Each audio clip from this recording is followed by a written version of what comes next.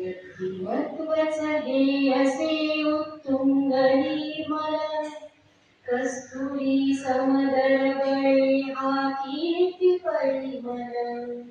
ध्येय जिज्ञासारी उत्कट अंतरी, देशनिष्ठा प्रकट ऐसी त्या परी. त्यजुरी निज सुख आचरी जो त्याग सोज्वळ, कस्तुरी समदरवळे हा कीर्ती परिमल. ध्येय गंगेच्या प्रवाही वाहता, त्यातुनी जीवने प्रक्षालिता. शांत मुद्रा धीर गंभीर चित्त विचल, कस्तुरी समदरवळे हा कीर्ती परिमल. गोडवाणी जामुखातून स्रवतसे, सेविकांना पाठ प्रेरक देतसे. जीवनाचा अर्थ त्यातच बोध द्युतिबल, कस्तुरी समदरवळे हा कीर्ती परिमल. थोर शिकवणी आम्हाला लाभली, श्रेयकारक वाट ऐसी दाविली. अंतरीनित देवतेही ज्योत उज्ज्वल, कस्तुरी समदरवळे हा कीर्ती परिमल. व्यक्तिमत्वाचं हे असे उत्तुंग निर्मल, कस्तुरी समदरवळे हा कीर्ती परिमल. कस्तुरी समदरवळे हा कीर्ती परिमल.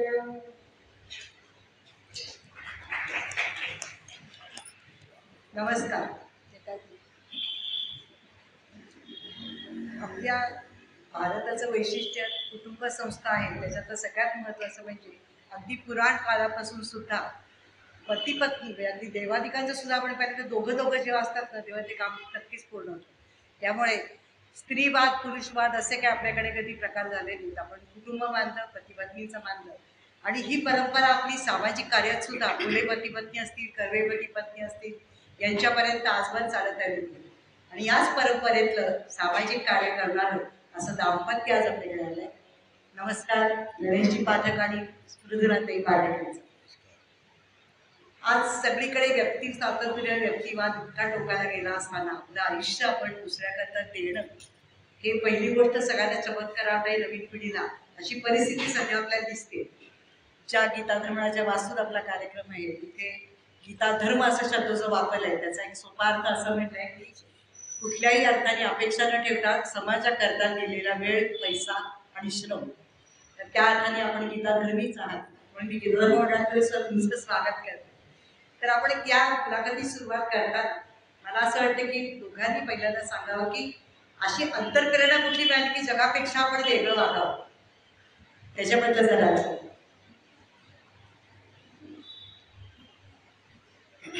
हा सगळा संघाचाच प्रकार होता. लहानपणापासून स्वयंसेवक असल्यामुळे शिक्षण झाल्यानंतर नोकरी करावी अशी वडिलांची इच्छा होती आणि त्या दृष्टीने प्रयत्न पण झाले. परंतु लक्षात आलं की नोकरीपेक्षा काहीतरी वेगळं करावं.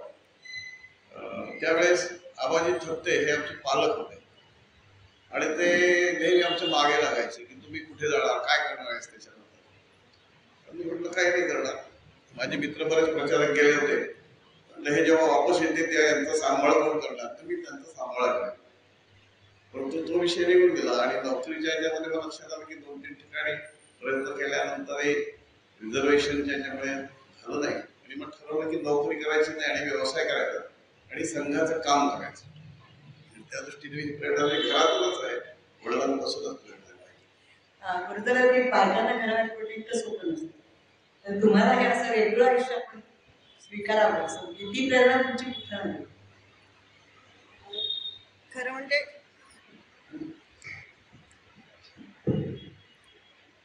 ही सुद्धा संघाचीच प्रेरणा आहे.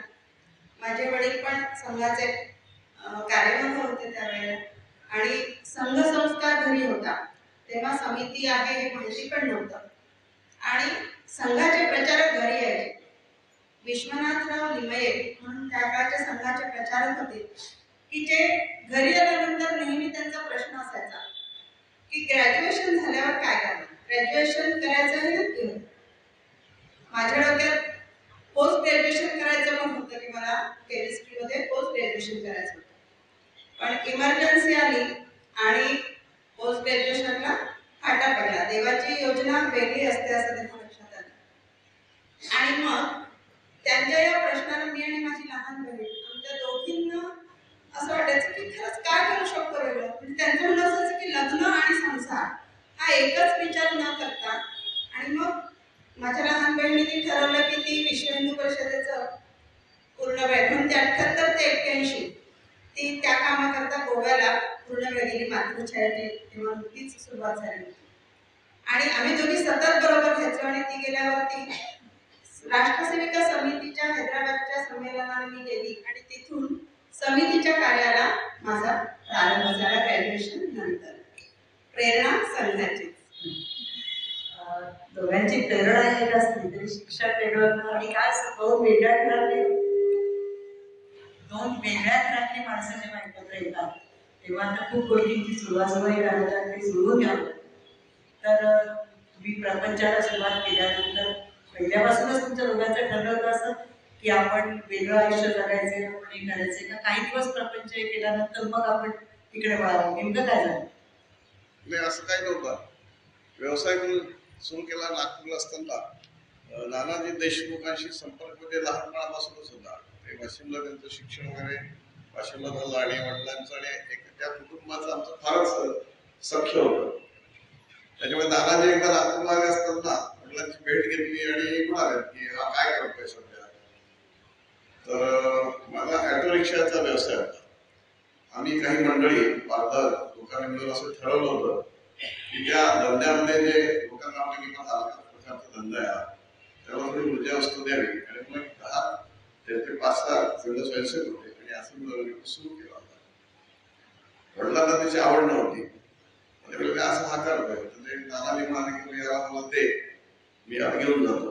त्यावेळेस नानाजींनी 60 वर्षाच्या लोकांनी राजकारणातून मुक्त व्हावं आणि समाजकारणात यावं असं ठरवून त्या बलरामपूर कॉन्स्टिट्युन्सीमधून निवडून आले आणि पूर्ण गोंडा जिल्हा घेऊन तिथे काम करायचं ठरवलं.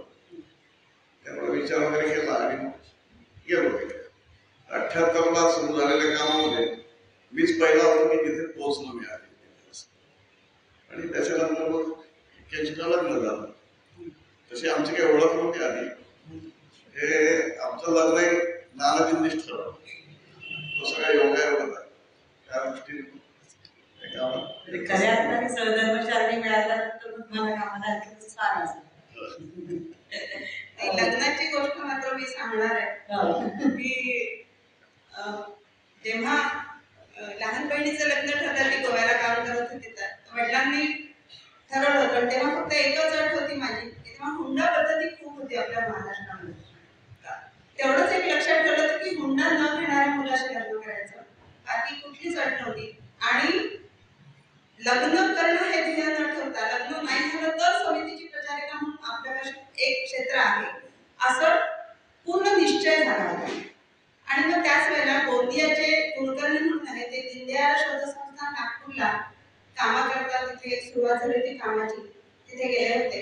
आणि मग त्यांची माझी ओळख असल्यामुळे त्यांना माहित होतं मला सामाजिक कामाची आवड आहे. आणि मग त्यांनी यांचं स्थळ सुचवलं. पण मला बघायला हे आलेच नव्हते. नानाजी देशमुख आणि सुमतीताई सुकळीकर हे दोघं मला बघायला आले होते. आणि बघायला आल्यानंतर पहिला प्रश्न त्यांनी विचारला की तू शिक्षिका आहे, उत्तर प्रदेशातील गोंडा जिल्ह्यामध्ये आपल्याला शाळा सुरू करायची आहे, तर तू शाळा सुरू करशील का? मला कशाचंच काही माहित नव्हतं, पण फक्त त्या काळी मुलींना हो म्हणायचं सांगितलेलं असल्यामुळे मी म्हटलं हो. आणि मग त्याच्यानंतर मग यांनी बघितलं आणि मग आमचं लग्नाचं वेळ सुरू. लग्नानंतर जेव्हा त्यांनी सांगितलं की आपल्याला आता पुण्याला जायचं, आम्ही तुम्ही दोघांनी मिळून घेतला का कसा झाला? आधीच ठरवलं? नाही, दोघांनी मिळून निर्णय घेतलाच नव्हता. मी आधीच गेलो होतो. त्यांना माहित होतं की गोंडाला आहे तू, कोणता कुठे हे पण माहित नव्हतं. पण तो योगायोग असा मी यांना जेव्हा दाखवायला आमचे मोठे भाऊ होते दाखवण्याचा जो प्रकार असतो पूर्वीसारखा तो झाला. आणि तो झाला असताना माझे पुतणे छोटे होते दोघेही, आणि तेव्हा काही पोहे वगैरे केले होते, आणि ते पोहे आणून दिल्यानंतर त्याला एकाला तिखट लागला तो पोहे, म्हणून त्याने पाणी मागितलं. तर याने पटकन उचलून दिलं त्याला पाणी. मी जेव्हा गेलो होतो पाहायला तेव्हा तो म्हणला, काका काकू पसंत केली. तू नाही म्हणायचं नाही. मी म्हटलं ठीक आहे आहे, आणि सगळ्यांच मन होतं तसं की लहान मुलांचं काय ते आणि त्यानेच आता पुण्याला जो फ्लॅट आहे त्याच्याच फ्लॅट मध्ये सध्या योगायोग असा असू शकतो. दुसरं असं की गोंड्याला तुम्ही शिक्षिका होतातच म्हणा तुम्ही, मग गोंड्याला गेल्यानंतर कामाची वाटणी कशा प्रकारची झाली? 29 मेला आमचं लग्न झालं. त्याच्या आधीचा एक प्रसंग सांगते की गणेश पाठकांसोबत काम करणं इतकं सोपं नव्हतं, कारण आमची काहीच ओळख नव्हती. आणि साखरपुडा ज्या दिवशी झाला, माझ्या मैत्रिणीने मला अगदी मेसेज करून सांगितलं की हा प्रसंग नक्की सांगतो तुझ्या मुलासाठी. त्यामुळे मी तो सांगते आहे की साखरपुडा झाला आणि आबाजी थत्ते वगैरे सगळे तशी घरच्या मंडळी फक्त घरातच होतं. पूर्वीच्या काळी हॉल किंवा अशी पद्धत नव्हतीच. आणि मग ह्यांनी सांगितलं की आपल्याला जायचं आहे. आणि तेव्हा आपण खूप कमी बोलत होतो, मी खूप कमी बोलत होते, त्यामुळे निघालो.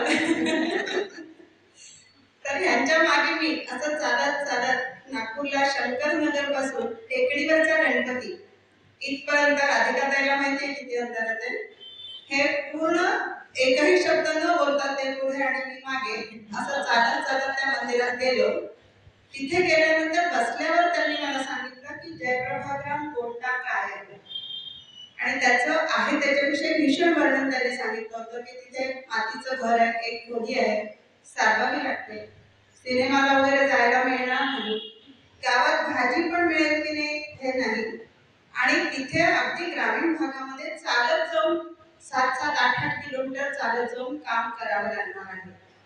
आणि हे पाहण्याकरता तू चालू शकते की नाही, त्यांनी मला तिथपर्यंत नेलं होतं. पहिली परीक्षा झाली, परीक्षा घेतली.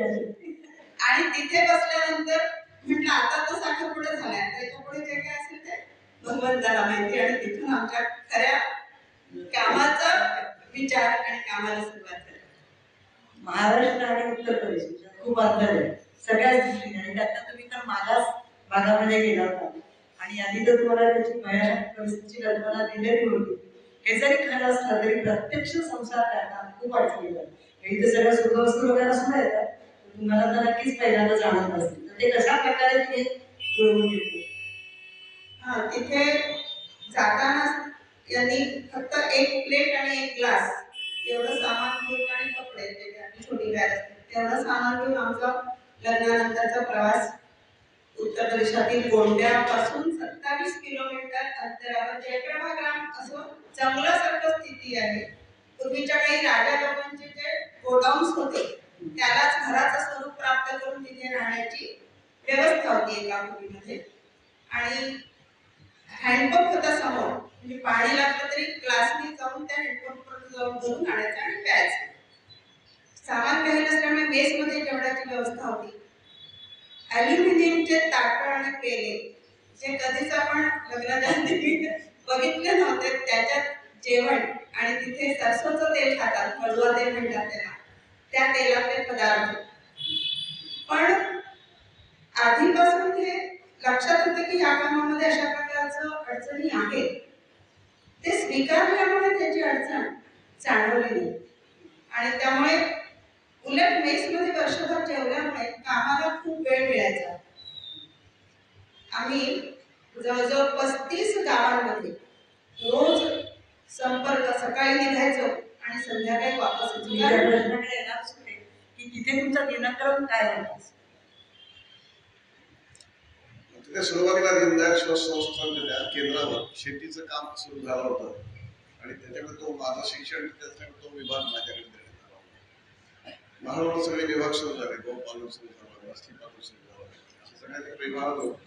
आणि नानाजींनी मला सगळ्या विभागातून फिरवलं. जो विभाग उभा करायचा त्याच्यासाठी आधी माझा बळी घेतला जायचा. आणि तो सुरू झाला की तो दुसऱ्याला देऊन टाकायचा. तिथे काही बोलता येत नव्हतं. आणि अशा सगळ्या विभागातून फिरत आल्यानंतर शेवटी मग माझ्याकडे ऑफिसर आणि ऍडमिनिस्ट्रेशनला विभाग दिला होता. तर त्यामुळे तिथे शेतीच्या कामात सुरू झालं होतं. सगळा प्रदेश नवीन, भाषा समजायची नाही, ते काय बोलायचं ते कळायचं नाही, अवधी भाषा होती. तर तिथे एक चौकीदार आणि आम्ही दोघंच रात्री मुक्कामाला असायचो. टेंट केला होता, सिमेंट ठेवायला, बांधकाम सुरू केलं होतं.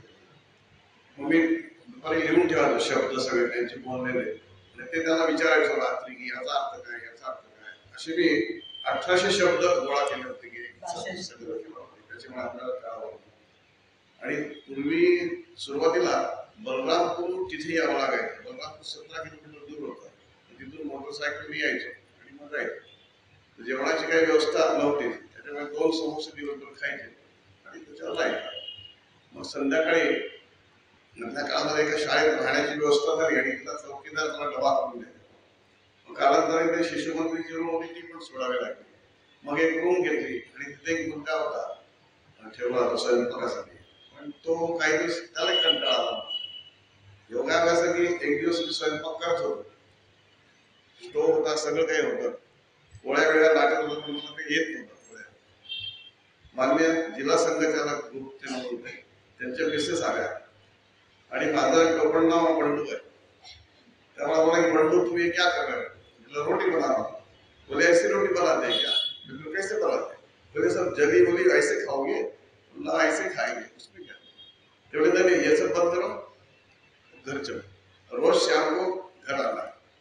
मी म्हटलं चला व्यवस्था झाली. संघ प्रचारा केला तसंच असतं, आनंद असतो. वाट पाहतो पुढे अशा दृष्टीने ती सुरुवात झाली. पण रोज मी 17 किलोमीटर जायला येणं करावं लागायचं सुरुवातीच्या काळामध्ये.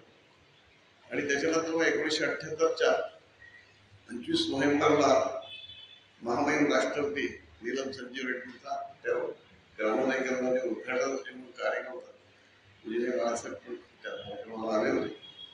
आणि बाबूजी सुधीर फडके हे आपल्या 45 संचालक घेऊन आमचे गीत आहे ग्रामोदय गीत, तर हात पोटायचे काम कर खेळ खोदेंगे पाणी, त्या गीतासाठी पण ते आले. त्यांच्या प्रॅक्टिस सोबत मी असायचो. म्हणजे योगायोगाचं गीत आहे, गीत मला स्टेजवर म्हणता नाही आलं. आणि त्यावेळेस नानांनी सांगितलं होतं की राष्ट्रपती बसतील तर त्या रांगोळी काढायची. रांगोळीसाठी कोणीतरी येणार होतं मुंबईत, ते काय आले नाही. काय करायचं, मला रांगोळी तर झालीच पाहिजे. म्हटलं तो व्यवस्था, तिथे बारीक वाळू असते, त्याच्यामध्ये चुना मिसळला, हळद मिसळली, कुंकू मिसळ, असे रंगधून तयार केले. आणि ज्या मुली वाढायला आल्या तर त्यांना एक एक ओळ काढून दिली, त्यांनी ते कंटिन्यू अशा पद्धतीने सुरुवात. तुम्ही पहिल्यांदा जरी पेसमध्ये जेवण घेतलं असतं तरी ती भाषा वेगळी होती, ते लोक सगळे वेगळे होते, भेटणारी माणसं वेगळी होती. त्यांनी तुम्हाला कसं स्वीकारलं आणि तुम्ही त्यांना कसं स्वीकारलं? सुरुवातीला तिथे एक महाराष्ट्रीयन परिवार होता, नीलम देशपांडे आणि सुरेश देशपांडे. ती एक 7-8 महिने आधीपासून होती. त्यामुळे तिच्या माध्यमातून मला थोडीशी भाषा समजायला, तिच्याबरोबर संपर्क करताना चांगला फायदा झाला. आणि उत्तर प्रदेशमध्ये ना लोक स्वीकारतात लवकर. जरी भाषा नसेल कळत ना तरी आदरातिथ्य आणि स्वीकाराची हे जास्ती आहे. इतक्या दुरून आलेले आहेत असं म्हटल्यावर एक वेगळा भाव त्यांच्यामध्ये दिसून यायचा. आणि महिला तिथे बिलकुलच बाहेर पडायच्या नाही, घुंगट पद्धती. आणि आपल्या महाराष्ट्रात तर आपण एका असं खानदानाची पद्धत घेऊन जाणार आहे, त्यामुळे त्यांना जरा सुरुवातीला वेगळं वाटायचं की हे लोक कसं काय काम करतात आहे किंवा जातात आहे. पण जेव्हा संपर्क झाला आणि गावात फिरायला लागलो तेव्हा त्यांना पण एक खूप छान वाटायला लागले की महिलांसाठी काहीतरी करायला आलेले आहेत. आणि खरंच आश्चर्य वाटेल आजच्या काळात आपल्याला, मलाही आश्चर्य वाटलं तेव्हा की मुलींना शिक्षण हा प्रकार तिथे नव्हताच. मुलींची शाळाच नव्हती. बाजूला बाबा धोकारदास म्हणून विद्यालय होतं, फक्त मुलांना शिक्षण. आणि मुलींना शिकवलं पाहिजे किंवा शाळेत मुली जातील. आम्ही ज्या 35 ते 40 गावांचा सर्वे केला त्या पूर्ण गावांमध्ये फक्त 2-3 महिला या 7वी-8वी पास झालेल्या ज्या शहरात आल्या होत्या त्या होत्या. इतकी निरक्षरतेची तिथे वातावरण. सूर्याला तुम्हाला सगळी सुरुवात करायची होती आणि इथे नुसता अभ्यास करून नेहमीच आपलं चालणार नव्हतं. पहिल्या त्यांच्या सगळ्या परंपरा रूढी यातनं त्यांना बाहेर काढून करायचं होतं. तर तुमच्या ती जबाबदारी खूप मोठी होती, कारण बायका पण तुमच्याशी मोकळेपणाने बोलायच्या मुली बायका. सुरुवातीला आपण 65 मुलांपासून ती शाळा सुरू केली. त्या मुलींना जेव्हा आपण आणलं तेव्हा फक्त ती छोटीशी चड्डी आणि बनियान अशा अवस्थेमध्ये, कारण अत्यंत गरीब आणि मागासलेला जिल्हा तो होता. मळके तसेच कपडे. इकडे मुसलमानांचं आक्रमण जास्त दिवस असल्यामुळे रोज आंघोळ केली पाहिजे हा संस्कार तिथे नव्हता.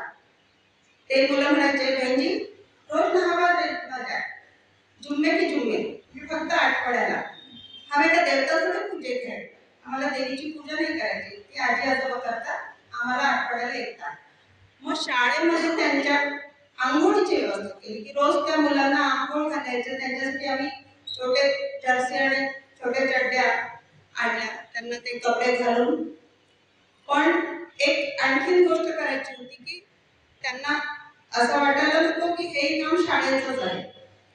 म्हणजे काही दिवस शाळेतनं त्यांच्यावर आंघोळीचे संस्कार करून घरोघरी त्यांच्या संपर्क करून हे आंघोळ करणं काम करायचं आहे या पद्धतीने तिथे एक एक गोष्ट रुजवावी लागली महिलांमध्ये जाऊन.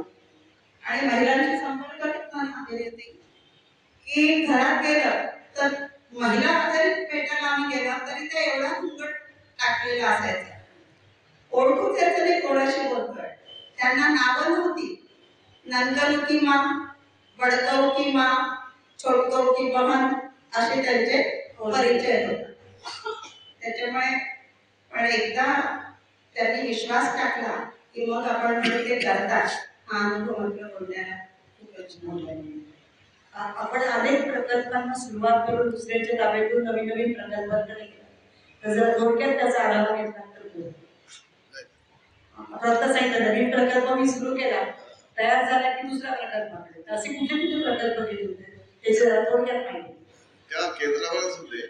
त्याच्यामध्ये एक गोशाळा आणि गोपालन सुरू केलं होतं, मछली पालन केलं होतं, मुर्गी पालन केलं होतं, शेतीचा विषय होता, हॉर्टिकल्चरचा विषय होता, फुल बागचा होता. असे ते प्रकल्प होते. आणि त्याच्यानंतर एक लॅब टू लँड अशी योजना गेली होती सरकारकडनं. त्याच्यामध्ये 500 शेतकऱ्यांचं निवड करायची जिल्ह्यातून. जिल्हा खूप मोठा होता, म्हणजे इकडे एक तर त्याचा अयोध्येला सर्दीला लागणार, दुसरं नेपाळला लांब होतं, साधारण 180 किलोमीटर. त्याच्यातून 500 निवडायचे. त्यातला अर्धा जिल्हा आम्हाला वाटून दिला होता, मला आणि सुरेश देशपांडे. मग तिथे ते लॅब टू लँड म्हणजे त्या शेतकऱ्यांना बीज पाणी देणं आणि त्यांच्या एका एकरावर प्रयोग करून आपलं टेक्निक त्यांना सांगितलं आणि उत्पादन कसं बनायचं असे वेगवेगळे प्रयोग ते होते. पण मग त्या लोकांचं तुम्हाला सहकार्य कसं मिळालं? शेतकऱ्यांचं काय आमच्या पद्धती वेगळ्या, तुम्ही वेगळं सांगताय वगैरे असं काही? सुरुवातीला म्हणजे त्यांना हे पटतच नव्हतं ना. पूर्वापार आलेली परंपरा जी शेतीची त्याच्यातच त्यांचं होतं. पण मासे एक 5-10 लोक निवडून त्यांना आम्ही घेत होतो त्यांना. आणि त्याच्यामध्ये संघाचं सहकार्य करत होतं. म्हणजे प्रत्येक गावात ठिकाणी असं संघाची शाखा संघाचे संशय असल्यामुळे. आणि नालाजीचं काम फार जुनं तिथे होतं. नानाजी जेव्हा प्रचार केले त्या प्रथम ते लखनौला गेले होते, त्याच्यानंतर मग ते गोरखपूरला गेले होते. गोरखपूर, बस्ती, बहराइच असे 3 जिल्हे त्यांचे त्याच्याकडे. जुनं काम असणार संघाचं सहकार्य सहकार्य घेतलं. मग दोघंही जण सकाळी वेगवेगळ्या ठिकाणी कामाला जात होतात आणि मग संध्याकाळी एकमेकांना रिपोर्ट देत होता तुमच्या कामाचं कसं होतं? तो प्रकल्प माझ्याकडे 2-3 वर्षात होता. बाकी मग केंद्रावरच माझ्याकडे सगळे. त्याच्यामुळे शाळेत जायच्यात मी माझा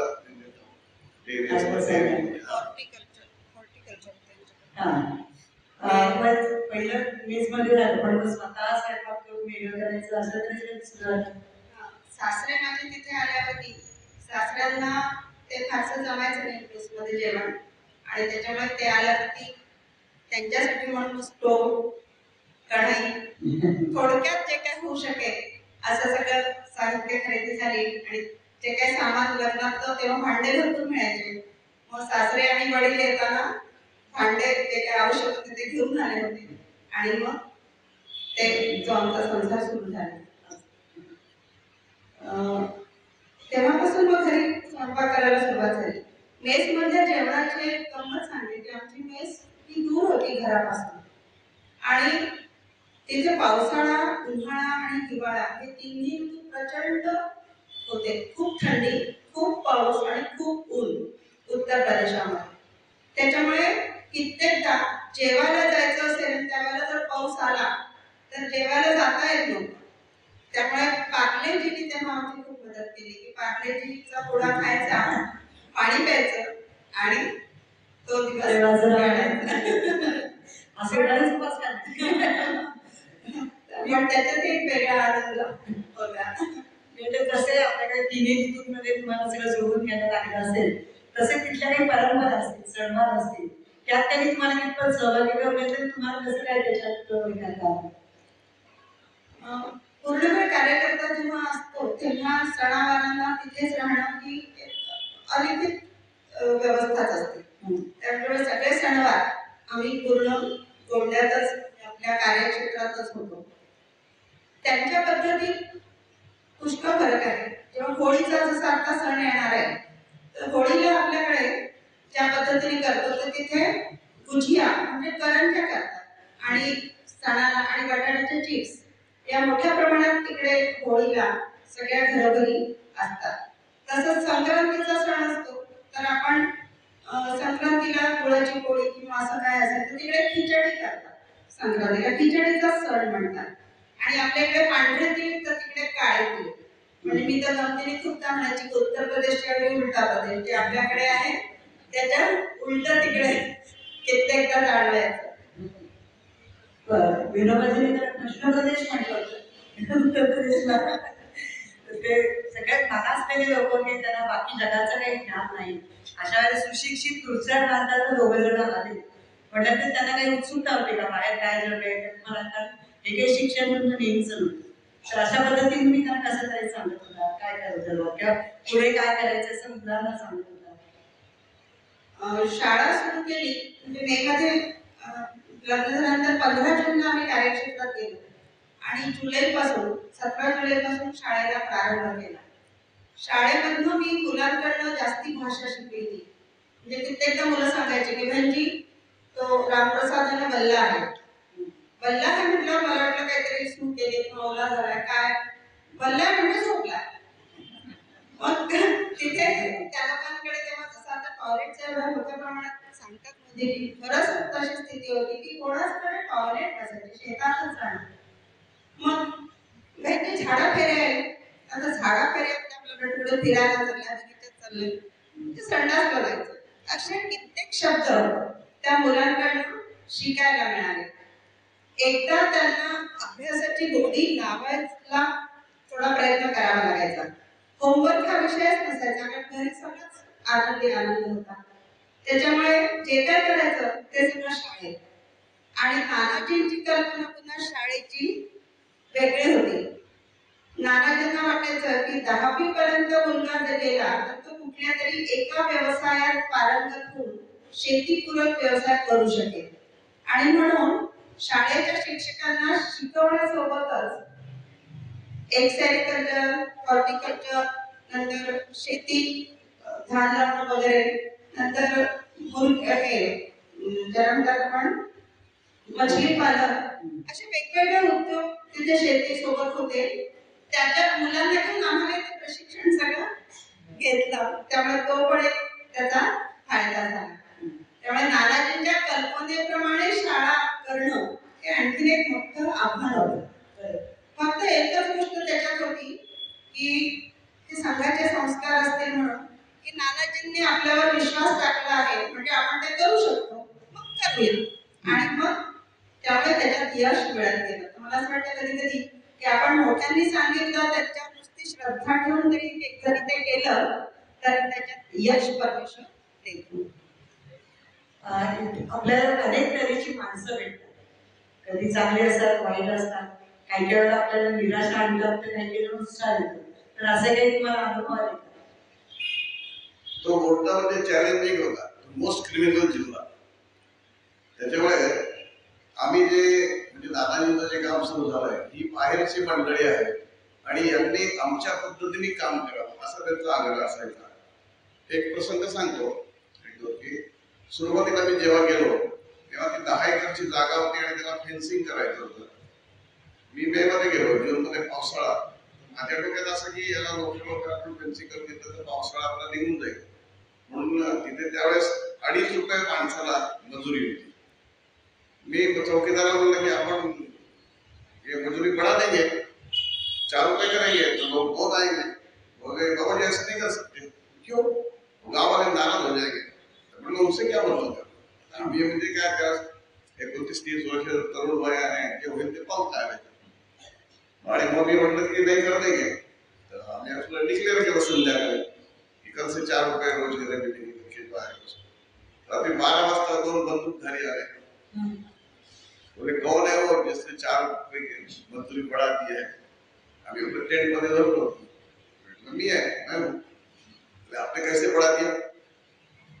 बोले क्यों, हमको काम करने तो हमने बढ़ा दिया, आप नहीं बढ़ा सकते. बोले बिना हमारे परमिशन से 2 प्रधान बने, हमको भी बढ़ानी पड़ेगी.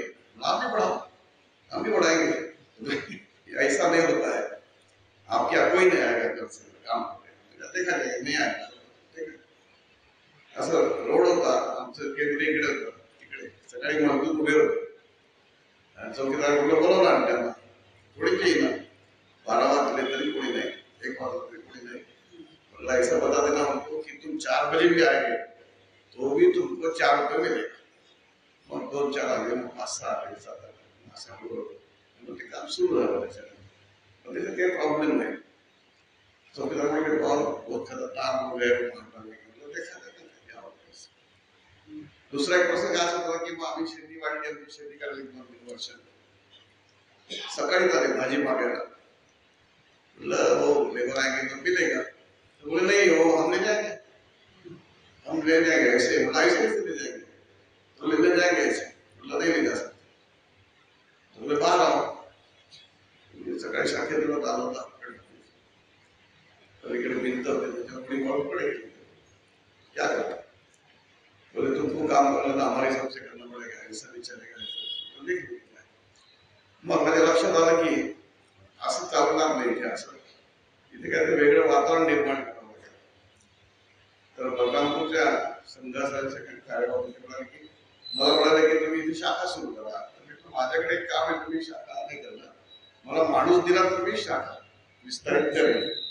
मग त्याने आम्हाला एक विस्तारक दिला आणि त्या विस्तारकाच्या माध्यमातून मी साधारण महिन्या 1.5 महिन्यामध्ये 10 गावांमध्ये शाखा सुरू केल्या आणि तिथे मी क्रमिक आणि प्रहार शिकवायला सुरुवात केली. त्याचा प्रभाव असा झाला की ते सगळ्या 10 गावांमध्ये पसरलं की इसको लाठी चलाना आता है और इससे झगड़ा बोल देना बहुत खतरनाक है, 10-20 को लेके बैठ जाए. ते पथ्यावर पडलं आणि त्याच्यावर लोकांचं थोडंसं सहकार्य आणि दादागिरी. तरी दादागिरी असायची.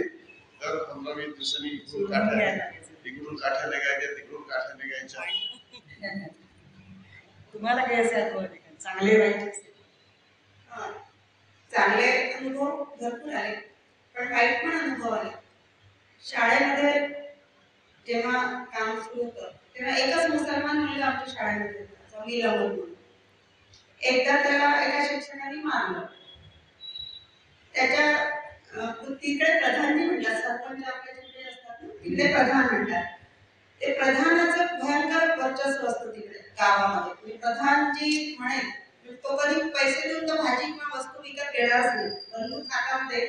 आणि जसं सिनेमामध्ये आपण बघतो तसं प्रत्यक्ष वातावरण तिथे अनुभवायला मिळालं. मग ते शाळेमध्ये त्याच्यावेळी प्रधान होते त्या गावचे भवानी कुलकर असून ते आले आणि कोणी मारलं या मुलाला, माझ्या त्याला ताप आलाय आणि मुसलमान म्हणून मारला असा त्यांचा आरोप होता. आता आमच्या शाळेतले शिक्षक सगळे स्थानिक असल्यामुळे ते मला, आणि सुरुवातीचीच घटना आहे 2-3 वर्षात, तर ते म्हणायचे की म्हणजे आपली चलती बहुत खतरनाक लोग हैं, वो कुछ भी कर सकते हैं. मैंने ठीक है ना, लेकिन हम लोग को कुछ उनके आगे झुकना नहीं चाहिए. आणि अशा पद्धतीने मी म्हटलं ठीक आहे येऊ दे त्यांना बोलूया. आणि मग फक्त एवढी तयारी केली की आता तुमच्या डोक्यात मुसलमान आहे म्हणून आम्ही मारणारे आलात, आमच्या डोक्यात मुसलमान हिंदू काही नाही, तुम्हाला प्रवेश घेताना माहिती होतं. आणि असं सांगून टीसी त्याची तयार करायला सांगितलं आणि आम्हाला तर शिकवायचंच नाही, तुमचं मन कलुषित झाल्यात, आता आम्ही कितीही चांगलं वागलो तरी तुम्ही आम्हाला स्वीकारणार नाही.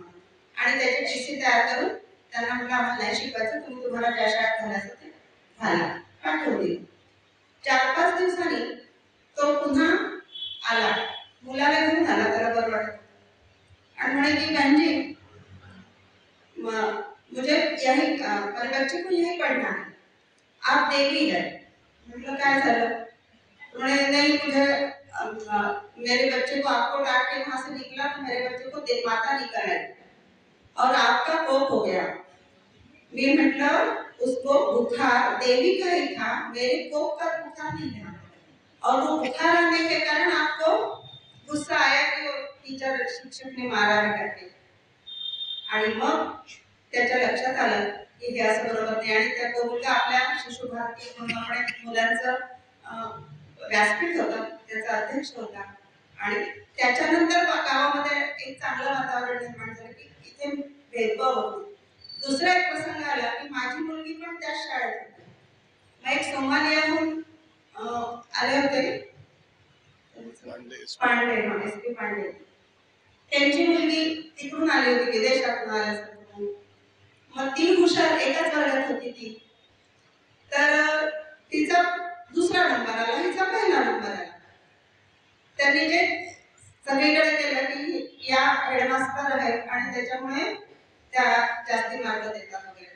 मी तेव्हा खूप काटेकोर होते की त्या वर्गाच्या मी जे प्रगती पुस्तक होते त्याच्यावर सुद्धा सह्या ज्या दिवशी रिझल्ट डिक्लेअर करायचा आहे त्या दिवशी करायची. आधी मी कधीही त्या वर्गाचं विचारायचे नाही. जो सुपरवायझर असायचा तोच बघायचा. आणि हे सगळं असून सुद्धा त्यांनी हे केलं. तर असे आपण प्रामाणिक असून तर सुद्धा अशा अडचणी येतात, पण त्याला कोण दिलं तर ते दूर होतात. कालांतराने त्यांना ते लक्षात आलं आणि तो असे प्रसंग येतात. मारहाणीचे तर प्रसंग बरेच मारायला येण्याचे प्रसंग बरेच उत्तर प्रदेशात गेला आणि महाराष्ट्रातल्या बीडच्या ठिकाणी सुद्धा मारायला आलेले लोक म्हणजे आपल्या मनासारखं झालं नाही की गुंडागर्दी कशी करता येते याचे अनुभव 3-4दा छान घेता आले. या इथलं वातावरण सगळं वेगळं होतं, हवामान वेगळं होतं, पण तुमच्या तब्येतीने मला सांगितलं दोघांनी. हो छान. तब्येती आमच्या नेहमी तब्येतीचा काही प्रश्न नव्हता. छान. आणि सगळे शाखा असायचे, सगळे व्यायाम असायचे, पिरियड वगैरे व्हायचं. बाकी असं काही हे नव्हतं. गावात असल्यामुळे साधारण सगळं तब्येती उत्तम व्हायचं. 1-2-3 प्रसंग असे होते की आम्ही मोठ्या बिंदूचं ऑपरेशन एक सुरू केलं होतं. म्हणजे मोठी गाडी दिली होती आम्हाला आणि ते फिरतं हॉस्पिटल असायचं असं गावात.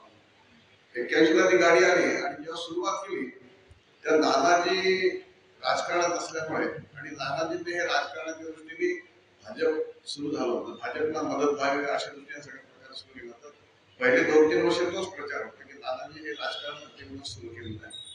तर पहिल्या वर्षाने 4 कॅम्प घेतले, पण त्याच्यात अगदी नगण्य पेशंट असायचे. एखाद्या 4 आले, एखाद्या 2 आले, एखाद्या 3 आले.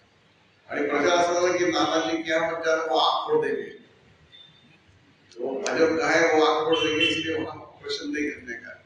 तर त्याच्यासाठी आम्हाला बरेच प्रयत्न करावे लागले. पण शेवटी असा प्रश्न आला की मग तिथे 2-3 एजन्सी होत्या, ब्लाइंड रिलीफ होती, गव्हर्नमेंटची असेल. तर आमचं असं टाइम टेबल ठेवायचं आणि आम्ही 25 सप्टेंबर दीनदयाळजींची जयंती मार्च-एप्रिल पर्यंत असे कॅम्प अरेंज करायचे. तर वर्षातून साधारणतः 20 ते 22 कॅम्प असे व्हायचे. आणि मग गावागावातून आम्हाला बोलावणं यायचं ही सगळी व्यवस्था आम्ही करतो, तुम्ही फक्त डॉक्टरांनी तुमची गाडी घेऊन या, असे प्रकारे सहयोग मिळाला. दुसरा होता की ज्या बीएड करायला जायच्या तर बलरामपूर 17 किलोमीटर दूर, तेव्हा वाहन पण असे नसायचे, बसेस कमी होत्या, जीपने जावं लागायचं, कधी ट्रकने जावं लागायचं. तर बलरामपूरच्या जीपच्या अशा छोट्या छोट्या ट्रान्सपोर्टेशन असायच्या. ते मुन्ना सिंग म्हणून एक होता, त्याच्या जीप चालायच्या. आमचे ओळखीचे मित्र होते, आपण त्यांना सांगू की यांना संध्याकाळी घेऊन येतो. तो सुपारी देऊन मर्डर करणार माणूस. मी त्याला भेटलो की असं असं आहे आणि तकलीफ होती की एक दिवस ट्रकने आले बसून तिथून रात्री 7 वाजता. आणि हिवाळ्याच्या दिवसात खूप लोक अंधार व्हायचा. गेट पासून आमची जी रूम मध्ये खोली होती ती पण साधारण एक अर्धा 1 फूट दूर होती आणि लाईट नसायची. तो बोले ठीक है, कोई प्रॉब्लम नहीं, बहन जी को हम लेके आ जाए. याचं कॉलेज संपल्यानंतर कधी 5 ला 5:30 ला त्याची जी ट्रिप असायची, बहीणजी आल्याशिवाय त्याची गाडी निघायची नाही आणि फ्रंट सीटवर बहीणजी एकटीच बसेल, ड्रायव्हर बसतील आणि तो आणून सोडायचा. आणि मग अंधार असला की त्या क्लिनरला सांगायचं की बहीणजी तुझ्या गेट के पास छोड के आले. तर अशी पण माणसं. मी बघायला तेवढं आज दुसरं असं होतं की गोंड्याचा प्रकल्प हा त्या काळात एक अगदी वैशिष्ट्यपूर्ण आणि खूप चर्चा झाली ती त्याची की दादाजींनी राजकारण सोडून तिकडे काम सुरू केलं. 18 वर्ष तिथे काम केल्यानंतर आज तुमच्या मनात नेमकी त्या प्रकल्पाबद्दलची भावना काय आणि आज ती आताची परिस्थिती कशी आहे तिथली आता? अजूनही प्रेम आहे आणि मध्यंतरी 5-6 वर्षापूर्वी संस्कार परिषदेचं अधिवेशन होतं आणि तिथे आम्हाला बोलावलं होतं. तर अक्षरशः सांगतो, आम्ही एकही दिवस त्या संस्थेमध्ये जेवलो नाही. त्यांचे विद्यार्थी आणि आम्ही कार्यकर्ते सकाळ दुपार संध्याकाळ बाहेरच 3 दिवस होतो, पण एक दिवस सुद्धा आम्ही त्या संस्थेत जेवलो नाही. की निमंत्रण इतके असायचे आणि इतके अजूनही लोक म्हणजे त्या काळामध्ये बांधकाम असताना ज्याच्याकडून विटा घेतल्या होत्या, आम्ही ज्यावेळेस गेलो तो माणूस 96 वर्षाचा होता. काठी टेकवत आला मला भेटायला. बंडू बाप्पा आहे म्हणून तुम्ही नाही गेला. अजूनही प्रेम आहे, अजूनही गेलो. तुम्हाला काय माझ्या गेल्यावर वाटतं? हो. आणि मुली लहान असताना तिथे होत्या. तर मुलीला सांभाळणारी जी होती तिला कळलं बहीणजी आहे, म्हणजे जवळजवळ मी 10-12 वर्षानंतर गेलो होतो.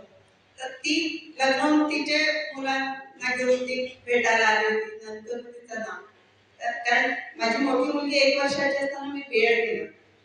तेव्हा आमच्या परिसरात लाईट नव्हते. लाईट नाही, त्यामध्ये हँडपंपनी पाणी आणि कंदील, रोज संध्याकाळी कंदील आणि लॅम्प याच्या काचा पुसण्याचा सामूहिक कार्यक्रम असायचा सगळ्या तिथल्या कार्यकर्त्यांचा. आणि स्टोव्हवरती स्वयंपाक, गॅस किंवा कुकर हे सगळं काही नव्हतं. सकाळी 7 ते संध्याकाळी 7 असं मला बलरामपूरला जावं लागायचं, कारण आधी कॉलेज आणि मग टीचिंगचे क्लासेस असायचे. ते सुद्धा सगळ्या याच्या पद्धतीने चांगलं यशस्वी झालं. आणि कॉलेजमध्ये मला सांगायला आनंद वाटतो की बलरामपूरच्या कॉलेजमध्ये मी 2nd हायएस्ट होती ग्रेडला. हे महत्वाचं. नानाजींनी सांगितलं होतं तर मग आपण शिक्षक असताना कुठल्याही बाबतीत कमी पडू नये, आपला आदर्श समोर राहावा ही एकच तळमळ होती. आम्ही रात्री 3-3 वाजता उठून अभ्यास करायचा.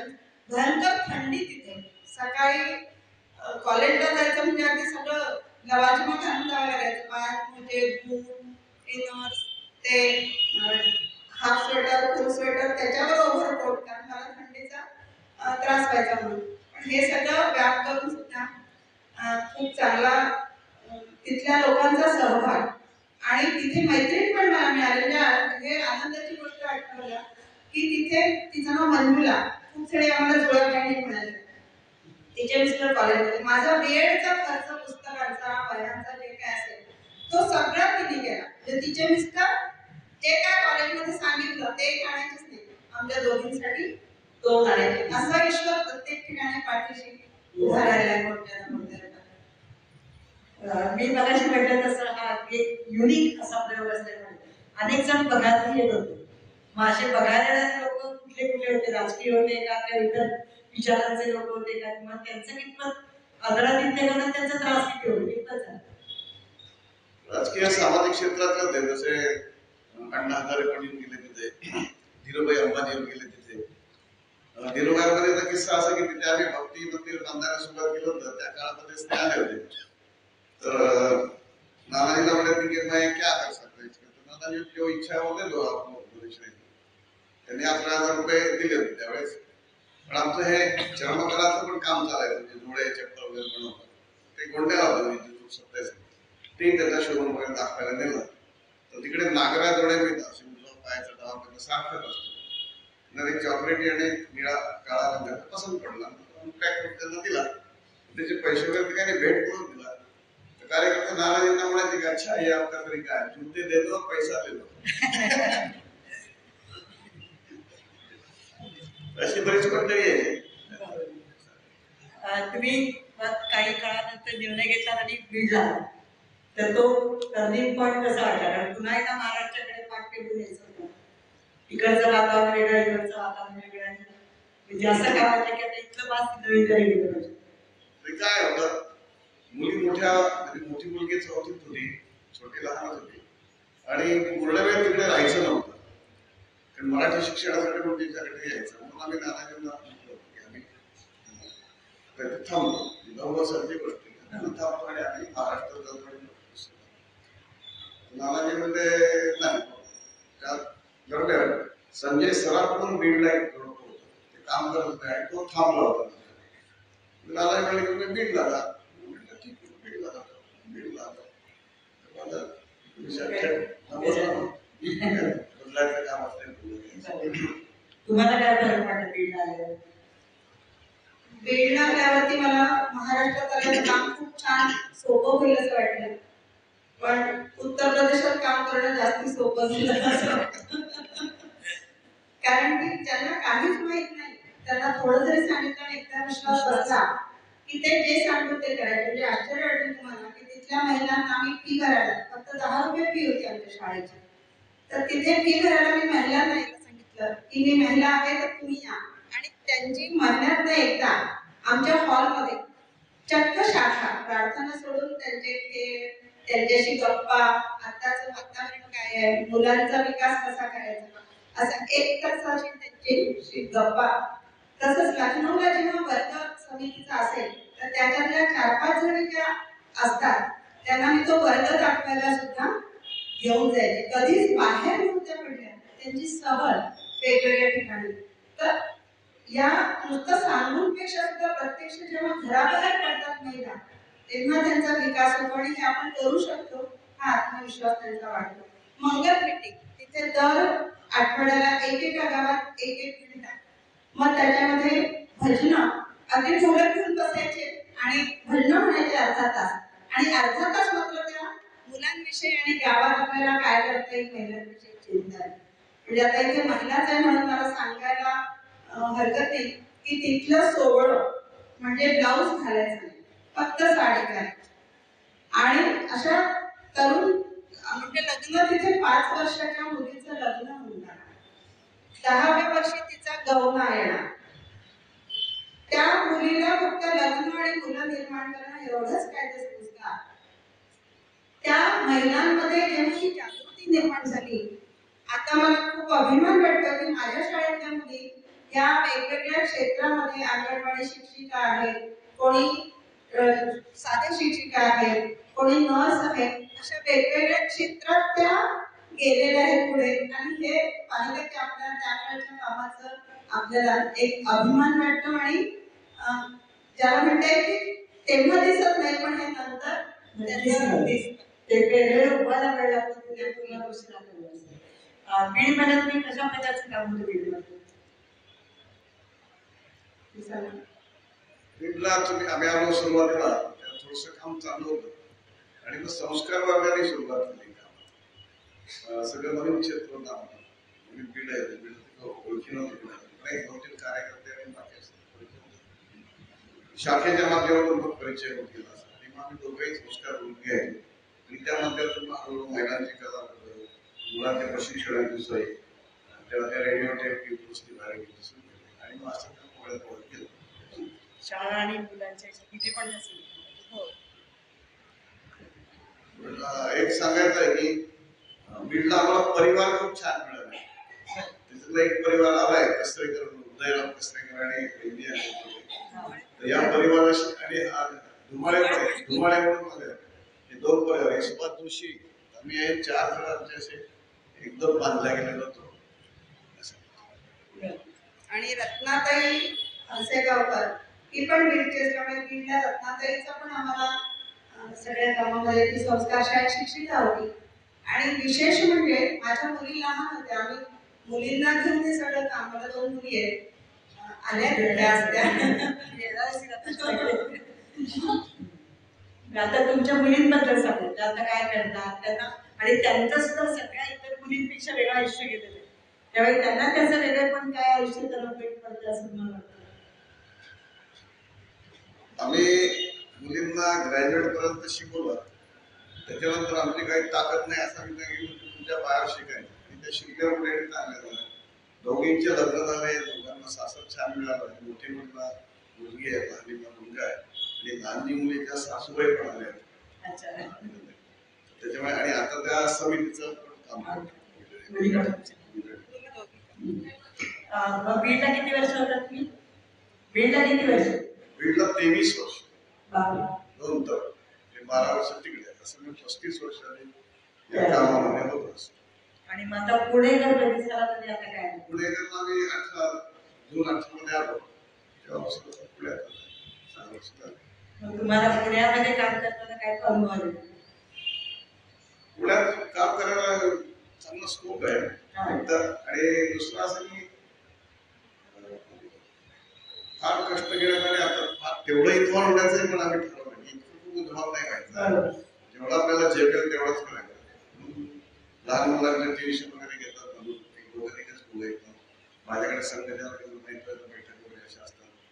आता वर्तन शांतकारी जबाबदारी केली आहे साहेबांना घ्यायचं, त्याच्यामुळे त्या कामात मदत सगळे काम सगळा उलटा मागेवरून पाहिल्यानंतरचा प्रवास पाहिल्यानंतर आज या क्षणी तुमच्या मनात नेमकी भावना काय की समाधानाचे पुन्हा संधी मिळाली तर काय करावं असेल, आणि त्यापेक्षा इथे बसलेल्या सगळ्यांना तुम्ही काय सांगा? मी सांगणार की आपलं वयाचा विचार न करता आपल्या वयाप्रमाणे जे काय आपल्याला करता येईल ते सतत सतर्क राहणं, सतत करत राहणं. तरुण असतील तर मुलांमध्ये काही करता येतील, आजी असतील तर त्यांनी संस्कार मुलांना काही संस्कार देता येतील. असे प्रत्येकाने आपल्या वयाचा विचार न करता आणि सतत सक्रिय राहणं हे सगळ्यात महत्वाचं आहे. त्यांनी तब्येतही ठीक राहते, मानसिकता ठीक राहते आणि सगळ्या गोष्टी प्रसन्नता मिळते. आज माझ्या दोघी बहिणी पण आल्या ज्या पुण्यात असतात, आणि मी जेव्हा शाखा सुरू केली गोंदियाला, त्या शाखेच्या लग्नानंतर गोंदियाला गेल्यावर पुन्हा तिकडे येणं शक्य नव्हतं.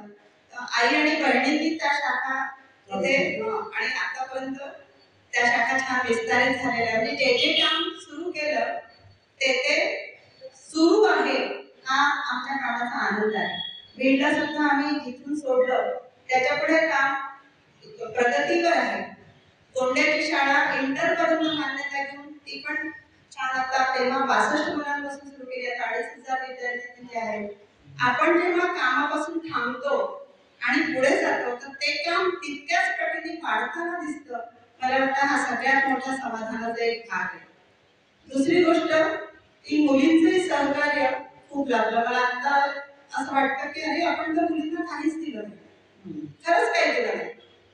म्हणजे मला तर आठवत नाही की त्यांचा कधी वाढदिवस साजरा केला. त्यांचा वाढदिवस रत्नाताई आणि कसरेकर वहिनी यांनी साजरा केला.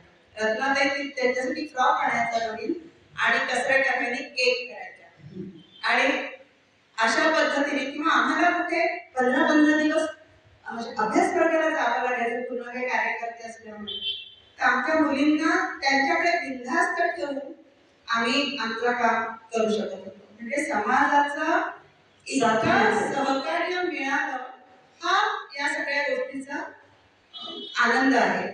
तिथे मला मानलेल्या सासूबाई मिळाल्या. 2 महिन्याच्या मुलीला घेऊन मी जेव्हा गोंड्याला गेली तेव्हा तिथे आजी होत्या आणि त्या मानलेल्या सासूबाई, म्हणजे आज खऱ्या सासूबाईच आपल्याला वाटतं, पण मला तो पण अनुभव आला. आणि त्या इतक्या प्रेमळ होत्या की त्या मुलींना आंघोळ घालण्यापासून सगळं त्या करू लागायच्या.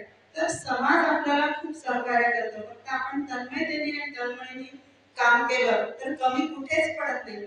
आणि दैवम चैवात्र पंचमम म्हणतात तसं दैवाची पण साथ खूप चांगली मिळाली. त्यामुळे मागे वळून पाहताना जो तुम्ही प्रश्न विचारला की आजही समाधान वाटतं, म्हणूनच पुन्हा आम्ही दोघेही पुण्यात आलो तर निवांत राहू शकलो असतो.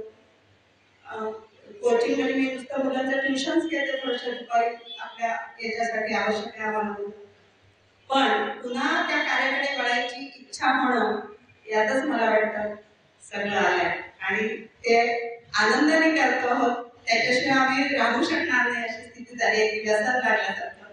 त्यामुळे सामाजिक काम हे खूप आनंददायी आहे. मागे वळून पाहताना तितकंच समाधान, आणि अजून आपल्याला जितकं करता येईल तितकं करण्यासाठी सगळ्यांचे शुभेच्छा आणि आशीर्वाद हे नक्कीच हवे आहेत. आपण जे काम सुरू केलं ते वर्धिष्णू झालेलं पाहणं हा पुरस्कार तर आहेच, मगाशी तुम्हाला मिळालेल्या 3 पुरस्कारांचा उल्लेख झाला, तर ते पुरस्कार मिळाले तेव्हा काय वाटलं? खरं पहिले पुरस्कार आपण कधी मिळेल असं मला कधी वाटलंच नव्हतं, कारण पुरस्कारासाठी हे कामच नव्हतं. पण जेव्हा बीडला असताना आता अहिल्याबाई होळकर पुरस्कार कसा मिळतो हे मला तेव्हा कळलं की लोक आपापल्या फाईल्स तयार करून कुठल्या कुठल्या कार्यक्रमाचे फोटो लावून ते सगळं तिथे जमा करतात आणि मग तो पुरस्कार दिला जातो. पण तिथले समाज कल्याण अधिकारी तेव्हा जाधव म्हणून होते, त्यांनी आमचं काम बघितलं आणि ते आले आणि ते मला म्हणाले की तुमचे फोटो आणि ते सगळं माहिती आम्हाला द्या. पण आमच्याकडे काहीच नव्हतं. मी गोंडेगाव इतके वर्ष काम केलं, पण आमच्या नानाजींसोबतचे फोटो किंवा कामाचे फोटो असतील असं मला नाही वाटत, कारण फोटो आला की आपण बाजूला व्हायचा हा संस्कार तेव्हा होता आणि आमच्याकडे तसं काही नाही. पण कुठल्या तरी पेपरमध्ये आलेली बातमी काहीतरी गोळा करून यांनी त्यांना दिलं आणि त्या आधारावर तो अहिल्याबाई होळकर बीडच्या कामाचा पुरस्कार मला मिळाला. नंतर वंदनीय ताई आपल्या पुरस्कार समितीच्या सेवा करायला मान्य प्रवीण मावशी आल्या होत्या, त्या कदाचित त्या निरीक्षणासाठीच आल्या असतील. तेव्हा त्यांचं वेळ मोठा कार्यक्रम किंवा सगळ्या गोष्टी त्यांनी माहिती घेतली. तो कसा मिळाला हे मला माहिती पण मिळाला. आणि संभाजीनगरचा द्रोणाचार्य पुरस्कार आमच्याच बीडचे तिथे अध्यक्ष होते, त्यांनी बीडचं काम पाहून मला सुद्धा काम करत राहा, पुरस्कार हे मिळत राहतात किंवा आपली जे परिचय सुद्धा वाचून दाखवला तो काय आपण करत नसतो, करत राहतो ते जोडलं जातं. तर हे अशा पद्धतीने तिथे बरेच छोटे मोठे पुरस्कार लॉयन्स क्लबचे, रोटरी क्लबचे, कारण महिलांमध्ये काम करणं आणि महिलांना पुढे आणणं तर तो महिलांना मिळत राहतो. 8 मार्चला त्यामुळे महिला असण्याचा तो भाग आहे पुरस्कार मिळणं. त्यामुळे काम यांनी जास्ती केलं पण पुरस्कार मला ही तुमची भावना मोठी आहे, त्यांनी काम जास्त केलं. पण खरं तर तुमचं काम काढणं हा तुम्हाला दोघांना लागलेला मोठा पुरस्कार आहे. आणि मला असं वाटतं की एवढं सगळं केल्यानंतर आज तुम्ही ज्या समाधानाने आज ते बोलताय त्याच्यात मला आणखी वेगळ्या पुरस्काराची गरज काय चालेल. तर बऱ्याच वेळा कसं असतं, मी आता तुला मी आपल्या सगळ्या बायकांकडे वळते, बऱ्याच वेळा आता आपण कुठल्याही बायकांशी बोललो तर अगं ते मला इतकं करायचं होतं पण जमलंच नाही, त्या अपघात झालं तरी खोडे घातले, आपण तिघेही खूप बोलतो. आज एवढे सगळे कष्ट करून काम करून ते समाधानी झाले की आम्ही समाधानी आहोत. आणि तो एक त्यांनी दिले त्यांच्या कामाने केलेला एक आपल्यावर संस्कार हरकत नाही. कुठल्याही वयाचे आपण असू पण आपल्याला जमेल तेवढं आपण काहीतरी काम देशाचं राष्ट्राचं करूया. मला असं वाटतं की याच एका मुद्द्यावर आपण इथे थांबूया. तत्पूर्वी हा कोणाला काही विचारत असेल तर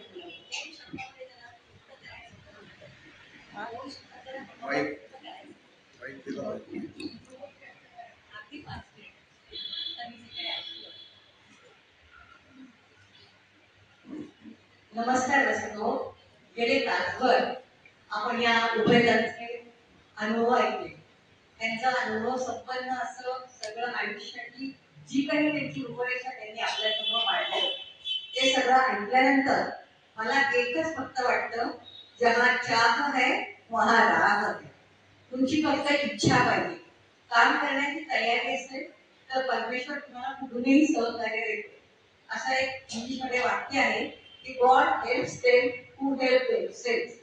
जो दुसऱ्यांना मदत करतो परमेश्वर त्याला नक्कीच मदत करतो. तर अशा या प्रतिकूल वातावरणात राहून सुद्धा अत्यंत समर्पित भावनेने ज्यांनी आपलं जीवन कृतार्थ झालं असं आपल्या समोर जो काही एकंदर सगळा त्याचा आलेख मांडला तो ऐकून आपल्यालाही असं वाटतं की अरे करण्यासारखं खूप आहे. फक्त आपण जो वेळ गेला असं म्हणतो तो वेळ न जाऊ देता कारणे कसा लागेल याचा आपण सगळ्यांनी विचार करूया. आता त्यांनी पुरस्काराचा पण एक उल्लेख केला. पुरस्कार मिळणं ही जशी तापाची पावती असते तशी ती जबाबदारी वाढवणारी सुद्धा एक भाग असतो. त्यामुळे हा पुरस्कार मिळाला म्हणजे माझं काम संपलं, आता मी थांबायला हरकत नाही असं नाही. या पुरस्काराचं जे काही आहे त्याचं मूल्य वाढवण्यासाठी हे आणखी प्रेरित व्हायला पाहिजे या भावनेतून त्यांनी काम केलं. आणि असा एक जोडपं आपल्या पुण्यामध्ये आता स्थायिक झालेले आहे. ते आपल्या पुणेकरांचं आपण भाग्य समजूयात. त्यांना उत्तम आयुष्य, दीर्घायु रोग आरोग्य लाभू दे आणि छान प्रगती होऊन त्यांचं जीवन सफल होऊ दे एवढी मी आपल्या सगळ्यांच्या वतीने शुभेच्छा व्यक्त करते. थँक्यू. माझं नाव शुभांगी बसवणेकर, सदाशिव पेठेकर फाटेली, निवृत्त शिक्षिका आहे. सगळ्यांच्याच भावना यांनी खरंच चांगला व्यक्त केल्या, आपल्या सगळ्यांनाच मनात आलं आणि एका शिक्षिकेने दुसऱ्या शिक्षिकेबद्दल सांगणे जास्त चांगलं आहे मला असं वाटतं. त्यामुळे धन्यवाद.